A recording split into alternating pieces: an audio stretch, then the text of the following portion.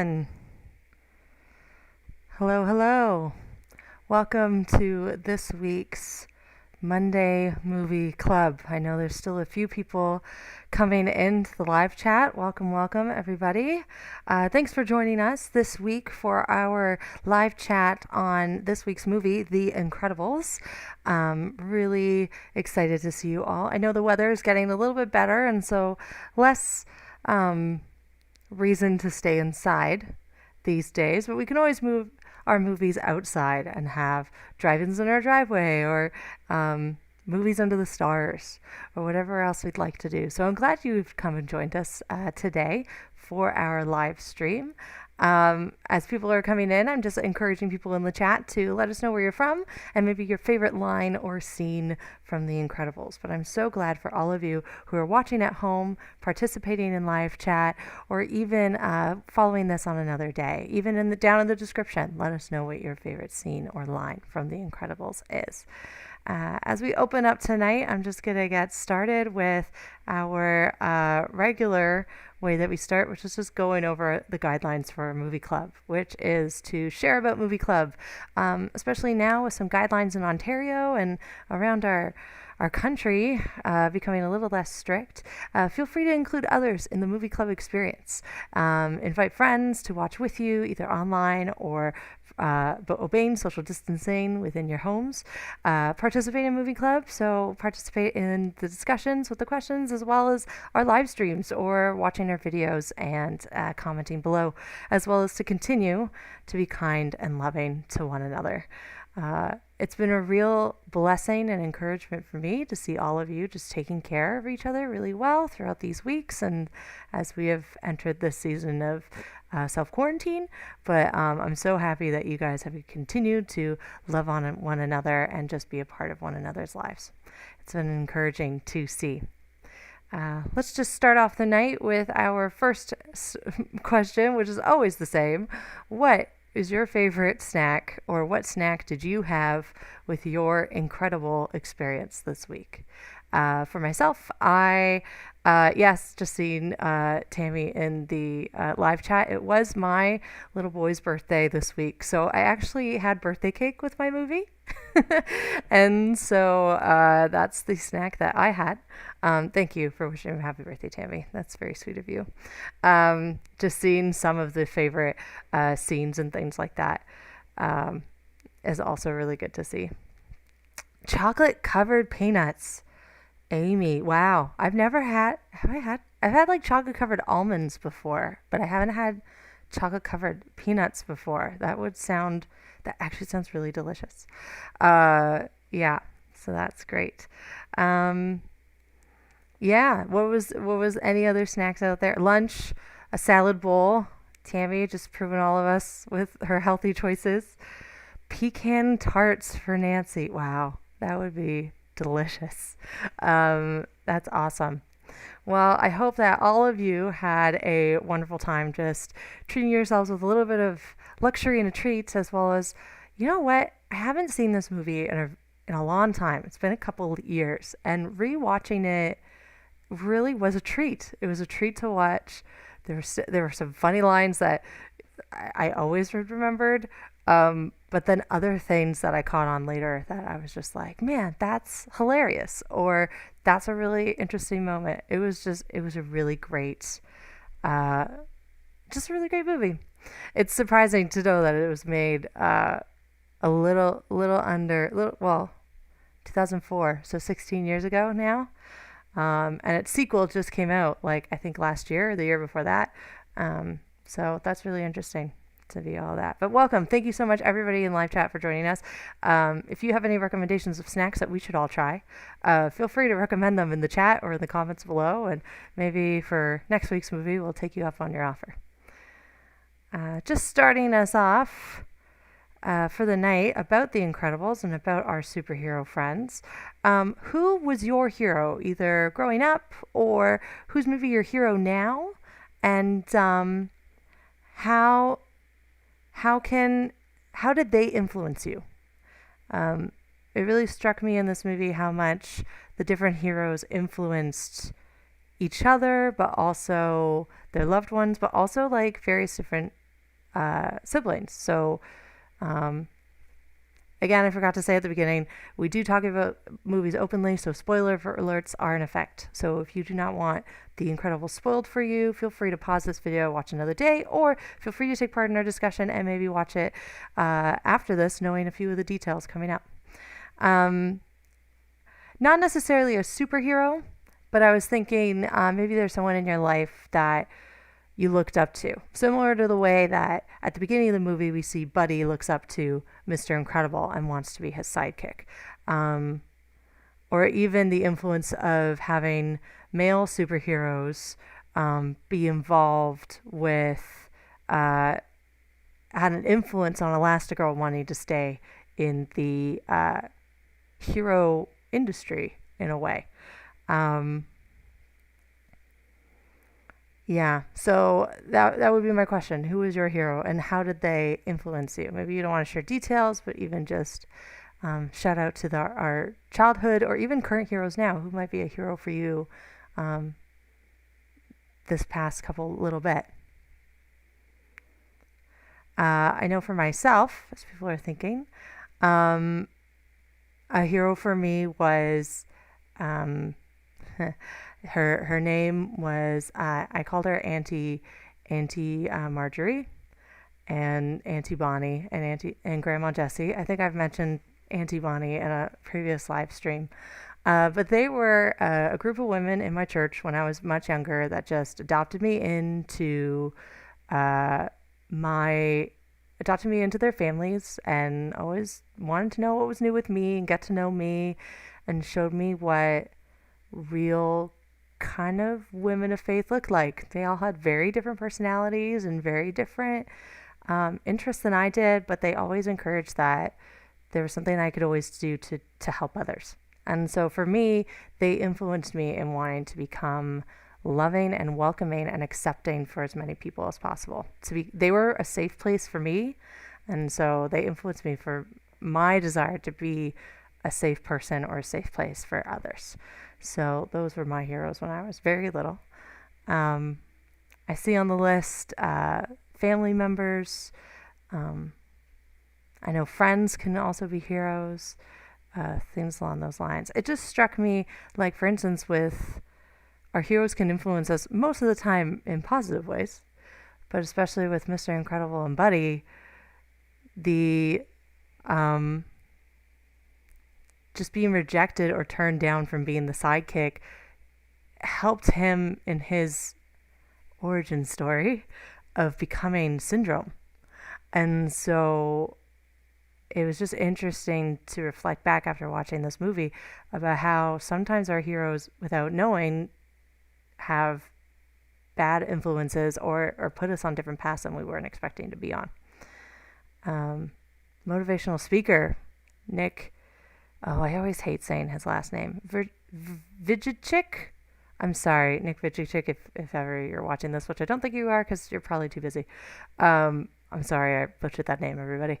But Nancy, great. He's an incredible emotional speaker. I've seen him in a few talks, and he's just the ability that he's able to encourage and motivate people to work within their capabilities and exceed beyond them is incredible. It really is.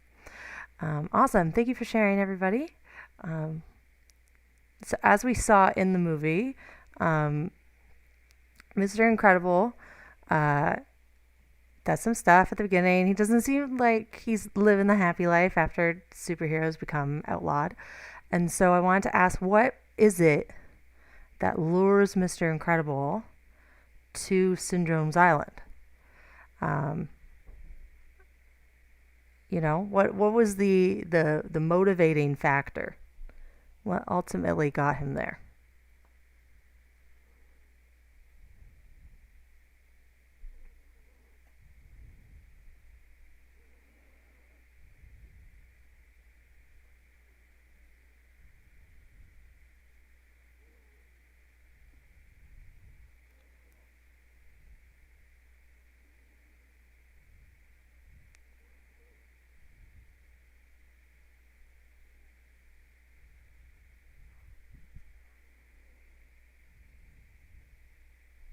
Just going to let a few more minutes for a few people to type.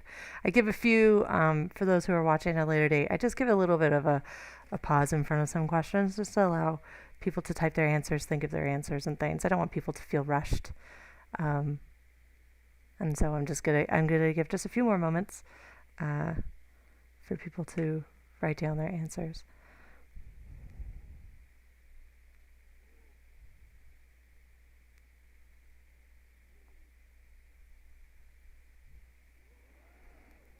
Okay, let me see a few of these. Amy, the chance to save people over and over and really use the strength. Absolutely. That's a huge part of a reason of why he'd be tempted and go there. Wanting to be useful again. A dose of nostalgia. Yeah. It's there's something very strong about wanting to go back to things that are familiar to us. That nostalgia piece, right? Um, Finding a favorite stuffed animal from or your favorite sweater at the back of a closet, or watching an old TV show you used to watch when you were younger, or there's that joy of those good memories of the good things that are attached to that. Um, yeah, Deerfield, excellent point. He wants to feel the way he felt before superheroes were made illegal. Absolutely. We see when he's doing his job at the insurance company, he's not happy, he doesn't feel fulfilled. Um, Anger and a lack of self control get the best of him. And so he seeks out not great behavior by doing illegal, because superheroes are not legal, and going for the police scanners and with his friend.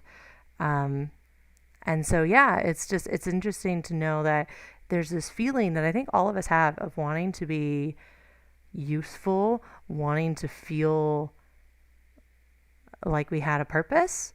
And I think, yeah, that that desire to be needed again was a huge motivator for Mr. Incredible to go back and jump into fighting a robot that he was the only one who would be able to destroy it. Um, and I agree with you, Amy. His boss at the insurance company is a terrible person, just absolutely terrible person. Um, yeah, it's bad. It's just a bad guy. Thanks everyone for your insights on that.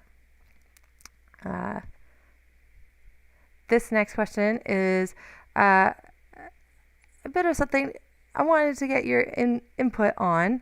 What are some ways that we can save the world without resorting to vigilante actions or crime fighting? Because it's really important to know that, saving the world isn't always about getting into tights. In the words of Edna, no capes. Um, but to and doing dangerous, sometimes violent actions that put us at risk or put others at risk. There are other ways that saving the world or being heroic can look like. And so, what are some ways that we can now do that? Or even, what were some examples of that within the film? If any, if there were any examples in the film of someone trying to be heroic or saving the world without resorting to superheroism. Superheroism? Yeah, I'm going to say that's a word.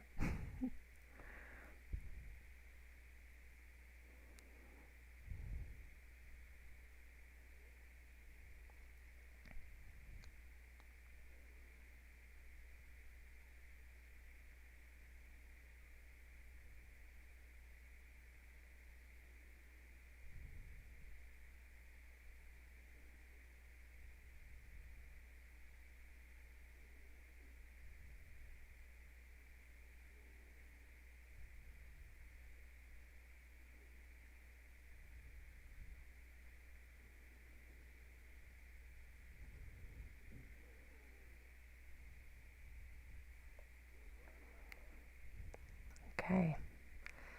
Uh, One thing that I picked up from the movie on this was that though Mr. Incredible felt like he had to put on his mask again to help the little guy or to go behind his family's back or be dishonest, to adopt his alternate persona of Mr. Incredible. Robert Parr did do a lot of good things for a lot of people. As an insurance worker, we see him first with an old woman who is clearly feeling hopeless, is clearly feeling like she's being taken advantage of. And Robert Parr, the insurance worker, finds a way to assist this old lady without losing his job and give her knowledge on what forms to write out, how to fight a bad system, and allow her that, basically give her the roadmap to how to get herself back on the right track. And we know from, like we said, his boss was about profits and things, and he got ultimately pulled into his boss's office and said, all of your clients seem to know how to get around all of our loopholes. And so we do see in the movie good work being done, good heroic work being done without resorting to crime fighting or superheroism, just by him wanting to look out for the little guy. So yeah, let me get a few of your insights here. Tammy, coming together to help each other out by using each other's spiritual gifts to help serve God. Absolutely. I would also say not just our spiritual gifts, but also just our resources. You know, it doesn't necessarily take a spiritual gift for us to see someone who's in need and for us to know we have plenty. And so our spiritual gifts, absolutely, because that's how God gifted us. But, you know, it is not necessarily a spiritual gift to donate to causes that need it, donate our time, our money, to aid someone who's going through a rough time. You know, that's just something we all are called to do by God, but also have the access to. Amy, caring for other people, buying a meal or bringing a meal to someone who needs it. Absolutely. Staying close to God and seeking his will is a great way for us to understand what it is we can do. Thank you, Amy. Nancy, all the little things like being less wasteful, saying kind words to people, praying for the ones who both need it or want it. Absolutely. Yeah, it's interesting to say those are little things, but in reality, they mean a lot. They mean a lot in the grand scheme of things. Being less wasteful, you know, being kinder to our environment.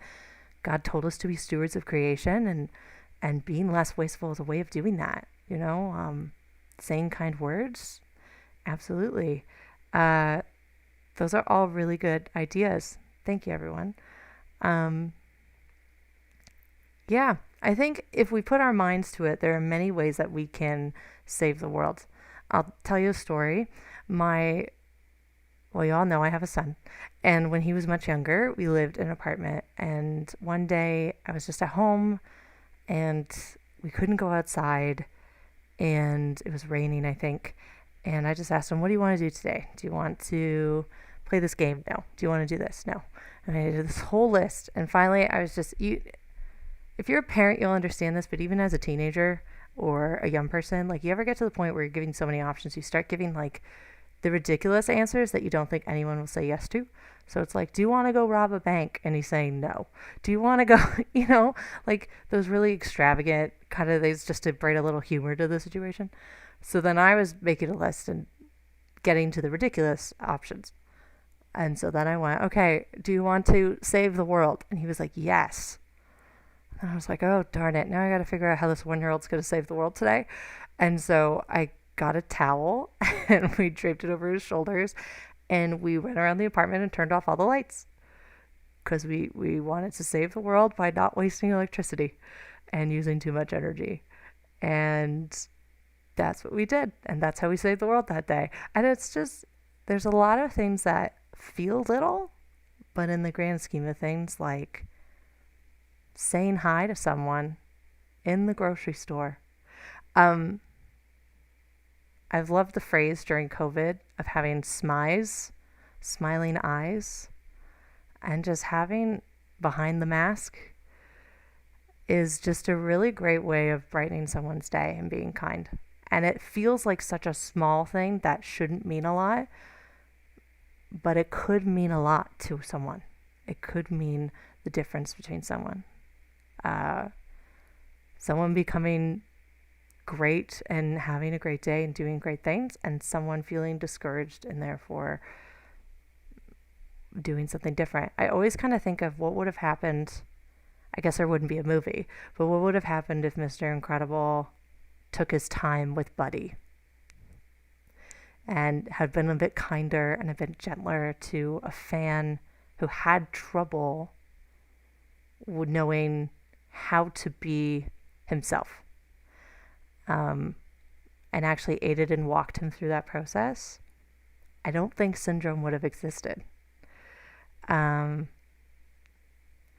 Nancy, thank you for sharing your story. A neighbor said hi after weeks of isolation, felt like $1,000,000. Small gesture that meant the world.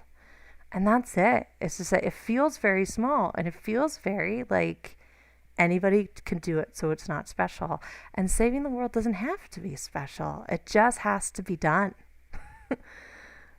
And so, yeah, those things like saying hi to a neighbor or turning off lights or giving leftovers to somebody that you know could probably like a home cooked meal that they don't have to do dishes for. You know, those could all mean a lot. Amy, I wish there was an alternate version where Mr. Incredible mentored Buddy. I think all of us who wish for the good things in life would have liked to also see that movie. That alternate version. Absolutely. Thank you, everyone. Great insights. I'm just going to, our final question before my final thought tonight, because I realize that I don't want to keep you guys too long because it's summer, so it's still light out. So if you guys wanted to get some fresh air, you should. Is this one. What qualities make someone heroic? What are the qualities or characteristics of a person that are deemed heroes, either to ourselves or in scripture or even in our society? What are some of those qualities?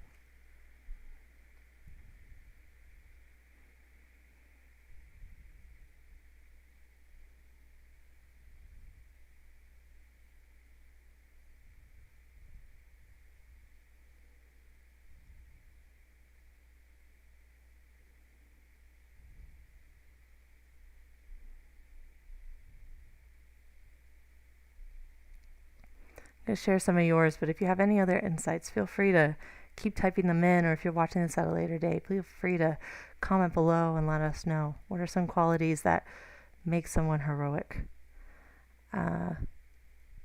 Trust and respect, that's a great one. Forgiveness, kindness, generosity, and humbleness. Excellent choices, Deerfield. That's great. Caring and compassionate, watching out for the little guy, looking out for those the society shuns. The word, was it university? I always thought this was marginalized. Like if you think of, and here I am with no paper. Here we go. The back of a birthday card. If you think of like a piece of paper, it usually has margins. And there are the people in our society that are pushed to the very edges of society, those who are shunned or downtrodden. That's considered the marginalized is the word for that. And I think of Jesus, and that's what he did all the time. I'm going to put this card down. The lepers were literally cast out of cities and towns.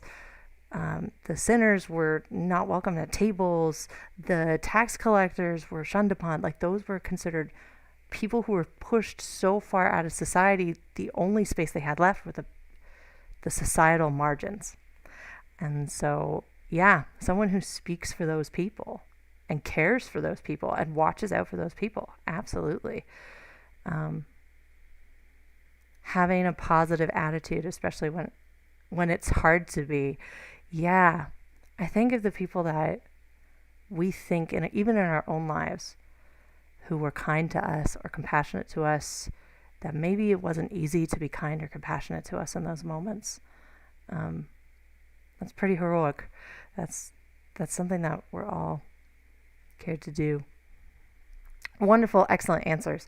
I was kind of thinking of this thing about what can the Incredibles teach us about, and this idea of like what a true hero is, and how do we act that way in our lives, and especially with all this, the news and the peaceful protests and all this stuff coming up of the various injustices, and it's only come back into light now, but really has always been there. And I kind of was just like, what does God ask us in those moments? How does God ask us to be maybe not a hero, but have some heroic qualities in those moments? And so the passage that came to me is found in Micah. Micah is a prophet in the Old Testament. It is a small book, right after the book of Jonah. And Micah was a prophet, and he had a lot of things to say. But most of it spoke to kind of the social injustices of his day, that affected like the small towns and villages, not necessarily Jerusalem or the whole region, but he talked a lot about like the region of Judea, not just Jerusalem itself. And so that's kind of how most of us feel, is that we feel like the little guy when a lot of this stuff happens around us. And so in chapter 6, he talks about kind of what does God call us to do. And so he says, he, as in God, has shown you, O mortal, or in some versions, O man, what is good, and what does the Lord require of you? To act justly, to love mercy, and to walk humbly with your God. And this verse has been coming to me a lot for the last couple weeks, and I've kind of just been reflecting on those three things. Seem like what Nancy or some of you have said, like the little things, the small gestures that mean a lot to someone, to act justly, to do what is right, to love mercy, or to love kindness, to be gentle and kind to one another, and to walk humbly with God. Those are very three clear steps. If we ask God, how are we to save the world, or how are we to act? It's clear. What does he require of us? What does he ask of us? To act justly, to love mercy, and to walk with humility and just understanding and knowing that God will lead us through what needs to happen. And so I want to end our time today with, what would these three things, what's maybe an example of what that can look like in our circumstance? What does it look like? What is an example of acting justly? What is an example of loving mercy or being merciful? What is an example of walking humbly with God? And maybe you don't have an answer for all three, but if you have an example of what that could look like, either you've seen someone else do it, or you've done it yourself, or you've read in scripture what that looks like, I would love for us to kind of share knowledge right now of an example of what acting justly can look like, what being merciful or loving mercy could look like, and what walking humbly with God could look like.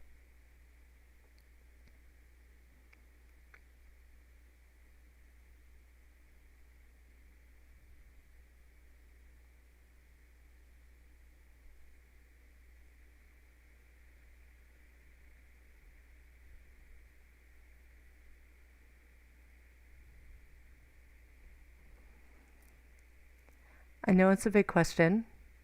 And so if you're having trouble finding three, even if you have an answer for one, we would love to hear your thoughts.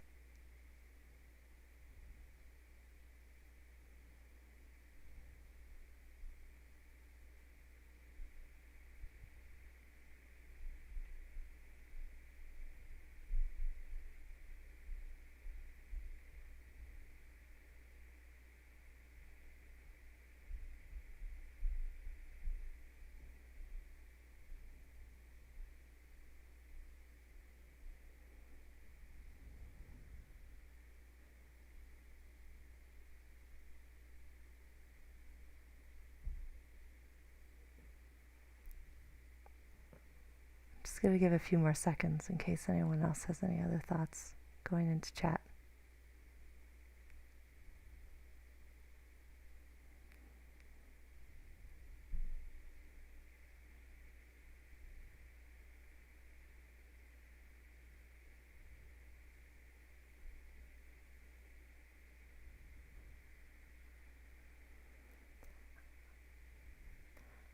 Let me read a few of your thoughts. Amy, not expecting to win every argument. I assume that's acting justly. You have three, so I'm going to assume it's acting justly, loving mercy, and walking humbly, because they do reflect that. Loving mercy, to control our tempers. Sorry, let me try that again. To control our tempers if we struggle with anger. Yeah, absolutely. That's merciful. To be willing to forgive those who hurt us. Yeah, for sure. Nancy, to recognize that you have faults and that's okay. That is definitely something that I feel us as humans have struggled with for all existence. I think all of us in the Christian world, and even without Christian world, can acknowledge that people are broken. We are very broken. We make a lot of faults. We make a lot of mistakes. And it's important to acknowledge that we have mistakes, because the only one who's perfect is God, and we are definitely not God's equal. And so it's important to be humble enough to realize that mistakes and faults are a part of who we are, though we may not like it. It's okay. It's just a part of humanity. I've been reflecting on this love mercy piece a bit this week, and as someone who is taller than the average woman, and I come from a family, those who know me well, and I say I come from a family of giants because most of us are, not me, but the remainder of my family is 6 foot or taller. So I always joke that we are the giants. And during my childhood, you learned really quickly that a lot of the things that were said was, I'll be gentle. Because we're so big, sometimes we don't, like, we're so tall, you don't quite understand your own strength. And so there's a lot of when it comes to child raising, and now that I have my own child who is in his own right a giant, there's a lot of telling him to be gentle. And this loving mercy, I just keep reminding myself, be gentle. It's okay to just be gentle with one another, and how we treat one another and how we speak to one another. Even it's helped me through this COVID season, when some people are on edge because they're at home all the time. And I just have to remind myself, like, this is hard for everybody. And so a great way of showing mercy and loving mercy is just to be gentle and understanding. And so that's been helping me a lot when I've even been stressful at myself and been like, oh, you should have done that better. I've been kind of telling myself a lot throughout this season, and even throughout life, it's okay to be gentle with yourself. And that's an act of mercy, being gentle with one another and even with ourselves. So that would be my example of what that could look like. But excellent examples. And we see examples of this from those around us, the peaceful protests, people who stand for what is right but do so in a very loving and merciful way, the people who understand they're in the wrong and come at it in a place of just humility and desire to know more, and just with open arms going, I am broken. And that can be a very vulnerable, very fearful position, to be that humble, that we are scared to put ourselves out there, to be like, I know I'm wrong, or I know I need education here. That's a very vulnerable position to be in. But it's that kind of humility that then allows God and the Holy Spirit within us, but allows God to teach us the right way and to show us, we need that kind of like, and all of us do, we all need this kind of student mentality of just being humble and being like, I don't know all the answers, God, let me know. And so, yeah. So that's my final thoughts for the night. I hope you got a lot out of The Incredibles. There was so much different thoughts and lessons in that movie. Lessons about family, lessons about what it means to be, themes about, we touched a bit on it when I was putting the discussion questions together, about what, families when they're honest with each other, and families when they keep secrets from each other. And it's just, it was just a great movie. I hope you guys enjoyed it. It was a lot of fun to rewatch and all this other stuff. So I'm glad you all enjoyed it and you got something out of it. Thank you for joining me tonight in this amazing time. I know that the summer is closely approaching. It's here. So I hope you have a wonderful night and enjoy the remainder of the sun. I think it'll be up for at least another half hour, if not more. It's summertime now, depending on where you are. So yeah, if please enjoy the weather, enjoy being outside. But if there's a rainy day or you're not feeling going outside, feel free to keep up Movie Club and see what we're all about. So for next week's movie, we are going to a modern take on an old musical classic. Our movie for next week is Mary Poppins Returns. So not the original one, won't be our focus this time, but Mary Poppins Returns. It was released in 2018. It is a PG movie.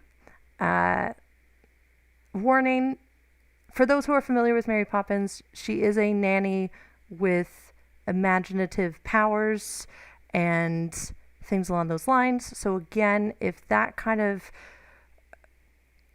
more mystical or more magical things make you uncomfortable, just be aware of that.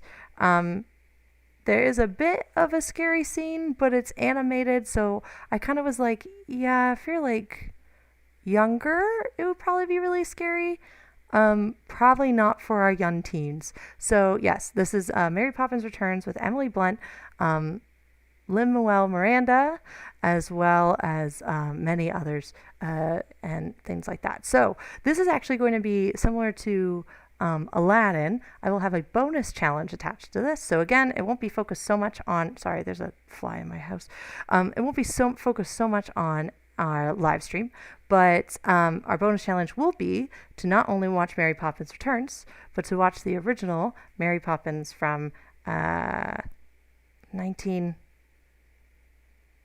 Comment below if you can remember the year of when the original Mary Poppins was. I want to say 1961, but I know that's not correct. I think it's older than that.